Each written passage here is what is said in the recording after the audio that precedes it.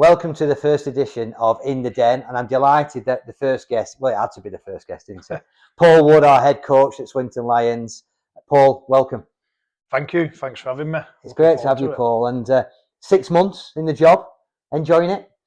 Yeah, I am enjoying it. Yeah, it's been it's been magnificent, to be fair. You know, I've along with yourself and the rest of the directors have been very supportive, and you know, I think we've all got the same vision, which helps, and we've all got very similar philosophies in terms of where we want the club to go and what type of team we want to build. So yeah, I think it all fits in really nicely, and I honestly, I don't feel like I've had a bad day in the job yet. You know, it's even when we've, you know, I know we've lost a couple of games this season, but even then, you know, everyone pulls together, and you know, it's keep talking about one club, one vision that gets thrown around a lot, and you know, I feel that is what's happening this year. I feel like, you know, the club's all integrating together, and it's a very supportive club. So yeah, you can't ask for more than that, I think, when you're in this type of position. Excellent. And it was interesting, wasn't it, Paul, how we actually met? So I remember when we were looking for the new coach, you actually reached out to me on LinkedIn, sent me a message. I think I gave you a call, and we met for coffee in Liverpool. Do you remember? And it was me, Steve, and Barry, and we had a coffee in Liverpool, and we connected, didn't we? Yeah. Yeah, it's quite strange, really, how it all come about, because obviously I'd drop you a message with no intention, really, of sort of expecting the head coach's job, just saying if you needed any support, you know, if the club's struggling, I'll be willing to, you know, offer any help I can. And then, you know, you asked me, did I want to come for the head coach's role? And I always remember, you know, you all saying, you know, you're not the favourite, you know, there's some experience, but you know, it was quite quickly after we had that meeting that Steve Wild rung me and said, you know, you interviewed better than all the other candidates, and we just think you're the right fit for what we need at this moment in time. So I was really pleased, and yeah, I'd sort of like had a couple of other sort of job offers as well at that point, but I just felt like it was the right time for me to take on like a role where I was leading, and something I could really take charge of and get my teeth into. And I sat down and thought about it for quite a while, really, in terms of, you know, what sort of impact can I have, and is it the right move for me? But I just kept coming back to it was, and yeah, it's definitely been the right decision. I've no regrets. No, we really connected well that day. I mean, we connected well anyway, and we had some great conversations, and then we went through that process, and it was great that day. I remember in Nemesis, my favourite coffee shop in Liverpool, where I do all my meets. As you know, Paul, that's where we always meet. And the guys came over and met me. Getting Barry from Manchester to Liverpool is always a big challenge, so we got him over, and there was just a connection. It didn't matter that this was going to be your first head coach's role. The club at that point, as you've said, we were moving towards this new strategy, a new board. I'd only just joined the board. Andy was coming in as chairman shortly after that. There was this one club, one vision approach, and you just got it. You just got that philosophy, and it's been a really good journey together, I think, so far. Yeah, I think when we all met and spoke, I could see a lot of similarities from a transition I'd made at Warrington, and I'd been through quite a number of transitions as a player. You know, I went from the Wilderspool days over to the Halliwell Jones, and there was a big transition there, and there was, you know, the club was moving forward, and then, you know, sort of went through a couple of changes with managers, and what Tony Smith, you know, he came in and he took the club in a different direction. So I could see a lot of common sort of similarities, really, and what I'd experienced as a player, and I just felt like, you know, it was the right time for me to come as a head coach's position, and sort of, you know, put my philosophy forward, really, onto a team, and then also back yourselves in terms of the club perspective as well as the whole club. And I'm just a big believer in connection, and I think that if your club doesn't connect as one, I'm not sure how successful you can be. I think that when you have a rugby club, I believe that everybody's in it together. It's not the rugby team versus the directors. It's not the directors versus the kit man. And, you know, and that's one of the reasons, when we came in, we did like an exercise where it was a bit of a sharing circle, really, for players, and they was talking about, the biggest challenges that they've faced and how they'd overcome them. And, we brought the directors into that. Yeah. And it was really positive because when the directors shared about what their biggest challenges were, it wasn't stuff on a rugby field. It was live stuff, that happens to us. And it showed their human side. Now that brought the players and the directors closer together, and it was only a small 5 minute sort of interaction with the players when they were speaking, but it made a big difference, and it showed the human side. Is I think sometimes players look at directors and owners of clubs and go, they're the bad people. They come in and they just deliver bad news, but we're all in it together. And I think it's important that we all understand that, we're here to play rugby and we're all here to make the club successful. But I think more than that, we all have lives away from rugby as well. Yeah. And sometimes life happens, and, we've got to be respectful of each other and, sort of, again, just build that connection with, from player to staff member to, groundsman, kitman, chairman. Yeah. Whoever it is, I just believe that we're all in it together. And if we have that, I think it's puts you in a good position, especially in challenging times, because everybody goes through challenging times, on and off the field. So I think that's really important. And I see that. I mean, even at the game at the weekend, obviously it was fantastic to win, and we'll talk about that a little bit later. But the way that everybody in the club mixes, so you arrive and, you and I'll have a chat, and then I'll have a chat to the kit guy, and then Steve or Barry or somebody will be in the change rooms chatting to you. And I always feel there's deep respect from the players towards what the board is trying to achieve, but I also feel from the players that they feel respected by the board as well. Yeah, 100%. We do. I do feel like there's mutual respect. I get a lot of support from yourself, Barry, Steve, Andy, the rest of the staff that come in on training days and match days. The support's there in abundance, and I feel like it's replicated as well through to the players, and I think the players understand that the board are here to support us. I think one thing what I've seen with Swinton is how well the club is run. Yeah. I know there's a lot of criticism for the club and where we are at the moment, but the reality is that it's not run on a massive budget. The club's not run on a massive budget. We don't have the luxury of going out and buying, players all the time. So at the moment, we're in a position where we need to bring players in from other clubs on loan, and that's just the reality of it is. And the way that the club sort of make that budget, sort of put a team onto the field every single week, make sure that the players are paid on time every single month. Yeah. The way that all that is managed is phenomenal. It is really not an easy job, and it could quite potentially be tempting for the board sometimes to go, we'll overspend here so we can get, bring in more quality players. But ultimately, they have the best interest of the club at heart, and I think we need to really appreciate what the board do, because it's not an easy job. It's not an easy job, and some decisions can be, sort of made public, and it's quite easy to criticise. But some people might only be looking at one of the options that that they've had, and Steve, yourself, Barry, Andy, you're all looking at a big massive picture, and sometimes it's not easy to make some of the decisions that you do, but you always make the decision that's in the best interest of the club. Yeah, I mean that's very kind of you, Paul, and that is the intention. And we pride ourselves as a club on paying our bills. We certainly pride ourselves on paying our players on time.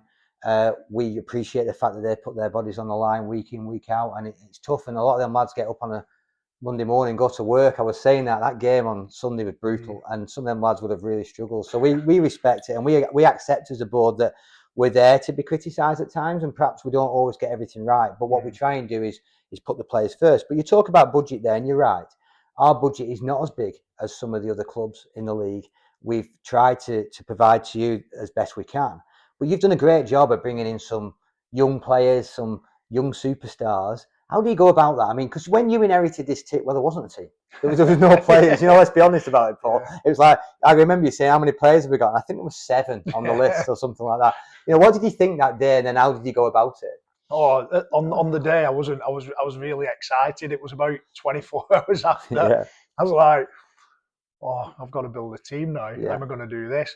And I'm very fortunate. You know, I spent a lot of time in the game and got some really good connections, and I've got some people who I've relied on for advice in terms of opinions of specific players and what they could bring. And you know, we was looking for young, hungry, young lads who have still got ambition. You know, yeah, even though there was no pathway currently for them at Super League clubs because we got a lot of lads from Wigan, Saints, Warrington. There's no current pathway for them. It doesn't mean that they're bad players. It just means the people in front of them at the minute are just going to massively limit the game time. So you know, I did a lot of ringing around, speaking to a lot of people, getting opinions, watching video footage, and just brought in the right people who I thought would be the right fit. And to be honest, we are probably doing better than I expected this season. My first intention when I was building the team is we're going to feel some short-term pain, but the rewards at the end of it, the bigger picture, you know, season 2, season 3, is that we'll have a team that, you know, can challenge and, you know, sort of be in that top 4 position because young lads who are playing reserve grade now and academy, it's not the same as it was when I was younger. mm, They don't play as many games. The reserves is certainly not as, you'd probably say not as physical because the reserve grade in today's day and age, if you go and watch reserves today, it's a lot of young men playing rugby with a sprinkling of academy players in. But when I was playing reserve grade, he was playing against 5 or 6 really tough, hardened Super League players who were yeah, fighting to get back into the first team. yeah, So it's probably not that physicality. So for them to make the step up that they're doing this year, they always, I ask them regular, how did you find it this week? Yeah, it's the physicality. mm, It's not the speed of the game. The speed of the game, they can manage the fit enough. It's the physicality. yeah. So I needed to make sure that, you know, like I was bringing lads in who we could develop, bring on, and again, you know, sort of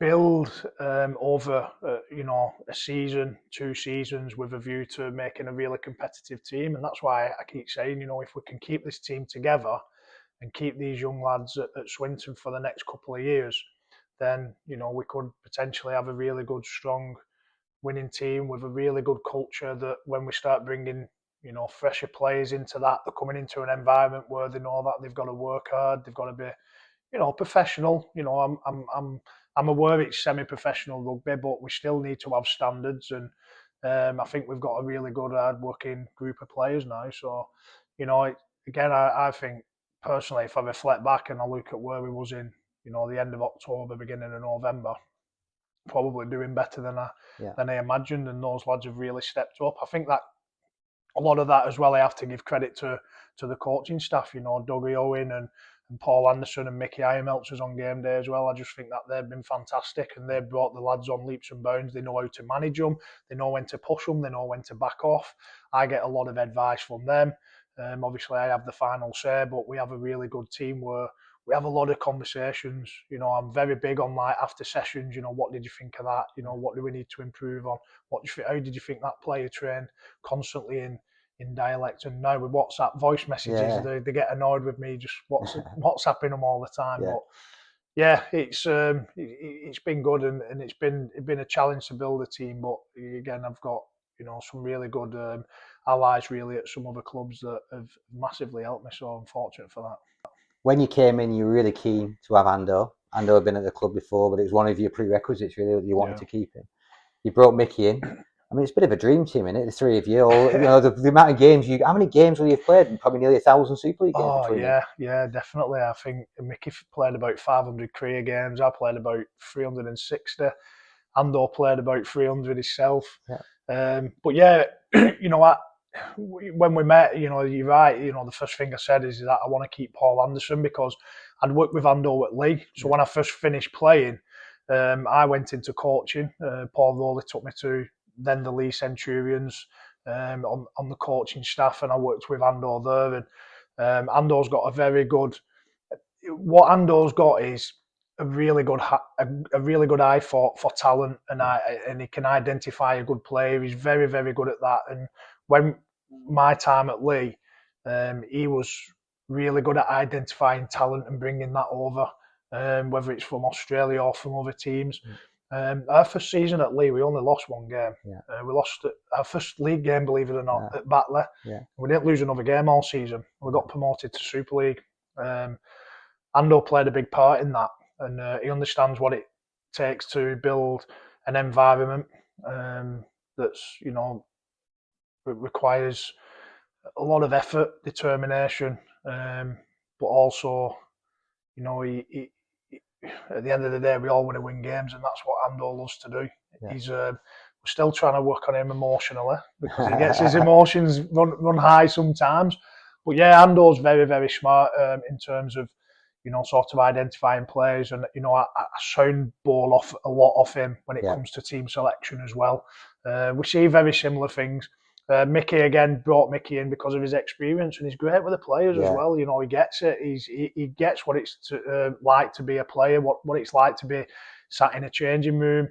What it's like to train every single day, play week to week. He just gets it, and he gets a good balance between understanding when you need to push the players and when they need an arm around them. So yeah, I think as a team, I think we've done well. That's why I credit the team. It's not just down to me because they soundboard, they give me advice, and as I say, I always make the final decision, and I don't always agree with the decision. Sometimes I'll go with my own decision, and I say I live by the sword, I die by the sword. But them two, I really, really value their advice because their experience is phenomenal. Excellent. And you brought a lot of young lads in pre-season. At times, I'll be honest with you, felt like a Super League pre-season. You were training 3-4 nights a week. You were training on Saturday mornings. It's very, very intense, and you were setting standards. We could see that. But you've made some changes. There's some lads, experienced players, you've let go. And you talked about decisions. How do you make those decisions, and how do you deal with letting a seasoned pro go who's got like 15, 16 years worth of experience, and you're bringing a kid in who's 18? How do you do that? I think I always remember when I was looking into sort of leadership and coaching years ago. Actually, when I was actually at Lee Centurions, I was reading a book and was going over to Lanzarote on a pre-season trip with the Lee team. And one of these quotes was, "No man is bigger than the island," and it's always stuck with me that the fact that you can have the best players in the team and you can have loads of talent, but if it's going to sort of negatively affect your environment or it's not the right fit, it's not necessarily that people can be negative for your environment. It's just that they're not the right fit for your environment, and they can go on to other clubs and be massively successful. I've seen that as a player. I've seen players leave Warrington and go on and absolutely flourish in another club because their personality, sort of, their ethos fit better at another team.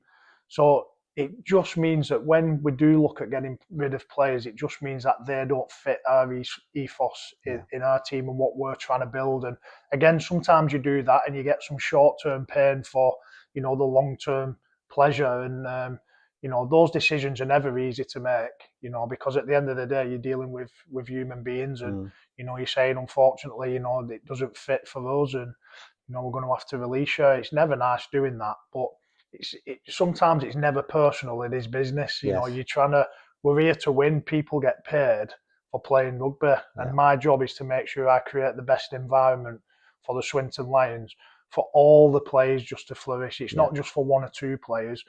Sometimes, when you see a news release around somebody leaving, people might just be thinking of that one player. I'm actually thinking of the 26 other players in the squad as well. So there's loads of different things that people do not see behind the four walls of the training environment. What's being said, what's the attitude of the players? Can they fit into our philosophy? Can they fit into our game plan? Are they a good fit for that? So there's a lot of things that you go into, and it is difficult to make those decisions because, it's never about, do I get on with this player? Do I like this player? It's never about that. It's just all about, do they fit the culture we're trying to build? Do they fit the environment we're trying to create? And sometimes it's just because players are at different stages of their career as well. People don't want to buy into a philosophy of a coach. I've seen that. I remember Tony Smith coming in, and some players didn't buy into his philosophy, which was very hard to argue against because it's a successful philosophy, and he had a great CV of being successful and winning trophies. Players are just at points of the career where they don't want to do that. So there's a lot to think about really when you're making those decisions, but it's based on a number of sort of variables in the equation. And those conversations, I mean, leadership. I work in leadership in a different part of my world. You're in leadership. Those conversations, I think, have always got to be quite positive, haven't they? And I think it's important on the person you're having that conversation with that they're a good leader. And in the main, I think if you have an honest conversation, it normally turns out as a fairly good conversation. Is that the case in your experience? Yeah, I always say to the lads, I'll always be honest with you, and again, sometimes it's not. I always think if you're honest with the players, there's that short-term discomfort, but the bigger picture is that you build a better relationship. I think if you just go for the softly sometimes and you're not completely honest, and it's just to save a difficult conversation, I think further on down the path, it's going to crop up somewhere else because you haven't been truthful. So I am just truthful with my players and say, look, this is what my thought process is. You might completely disagree with me, and now we're talking about a difference of opinion. So, but ultimately, it's my opinion what counts. It's what I see. It's my perspective and what I see. So I just try to be as honest as I can in those conversations. And a phrase I use quite a lot in my daily life is I just deal with the facts. I get a lot of facts before I make a decision. I like to make sure I'm making the right decision based on, what are the facts around this situation. So, it's just about, for me, leadership is about being honest. It's about the short-term pain for the long-term, sort of pleasures of what's going to come with that. If you try to keep everything too nice, I believe it does crop up in other areas, and it might crop up in a week, 2 weeks, a month. It might crop up in 6 months, but it'll always come back to you that, well, you said this to me, and was you not being truthful? And that's where it'll crop up. I've seen that as a player. I've seen it as an assistant coach. I've seen it happen before. So I've always wanted my coaches to be honest with me as well. So that's a value that I hold to myself, and I'm very fortunate I had that. Paul Cullen didn't mince his words. Right. When we was at Warrington, he was as honest as he could be. Yeah. But I needed that. Yes. And Tony Smith was very honest as well. Yeah. Literally told you, look, this is what I'm seeing. This is what you're not doing well. This is what you're doing well. This is not good enough. You need to work on this area. Yeah. I'm not picking you this week. No, didn't dress it up for anything. It wasn't to make me feel nice.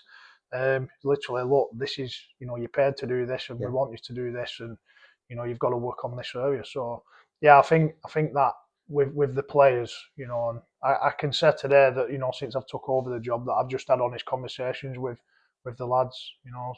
Sometimes when they're far off, I tell them. Yeah. And some lads, I'm saying, you're not far off. Keep going. So you talked at the beginning of our chat about how you think you're ahead of where we might have been at this stage in the season. I think everybody agree with that. What we joint top of the league or second in the league. Okay, we played a couple more than others, but I think we're in good position.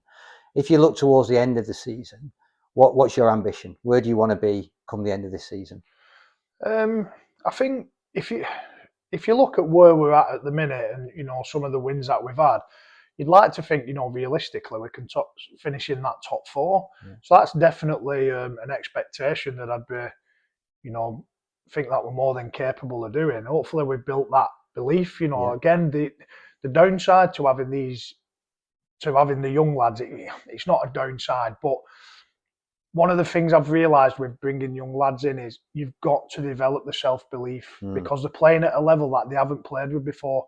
Now they're lining up against Super League players, people who have got a lot of experience, really big, strong, fast bodies, not as fit as they was in Super League, granted, but the men, they know how to handle the bodies, they know how to run hard, tackle hard, they know how to play rugby. So sometimes, our young lads look across and go, oh, I'm Yeah. playing this guy who had to play like 250 Super League games. Where am I going to, look at the weekends? Ellis Anderson lining Yeah. up against Patrick Arvan. He's Yeah. got, over probably about 400 career games. Yeah. Most of them are in Super League. It's a daunting task for them. As much as you try to encourage them and, really, build them up, the reality is when he steps on the field and he's against someone like Patrick Arvan, it's them against each other then. Yeah. I can't be stood behind him going, come on, Ellis, you know that you're a fit young lad and Yeah. you've got the potential.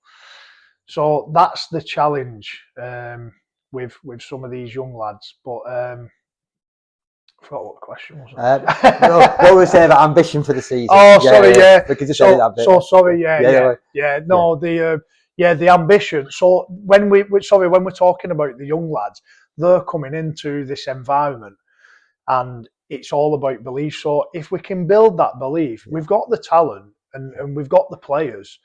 It's just making sure we believe, and that's the thing with the young lads today is that they want experience, they need experience, but they've got the ability to take this club forward and like I say, finish in the top four. So I'd say top four is definitely a realistic expectation, but yeah, I think I'm not that. I've got my idea in my head, but I'll sort of keep it to myself. Keep that to yourself. Yeah. But I think I do have a lot of belief in this team. I said to them on a regular basis, I wish you had as much belief in yourself as I have in you, because I see some really good stuff. And when I watch other teams, I watch all the League One videos and I watch the opposition because, eventually we're going to be playing these teams. And I constantly said to them that, when I watch our videos and I compare it to others, there's no reason why we can't beat any team. But I think in our division now, anyone can beat anybody. You know what I mean? I think that it's so tight. There's not much in the teams now. Excellent. You're listening to In the Den, first edition, with me, Jason Harborough, and our head coach, Paul Wood.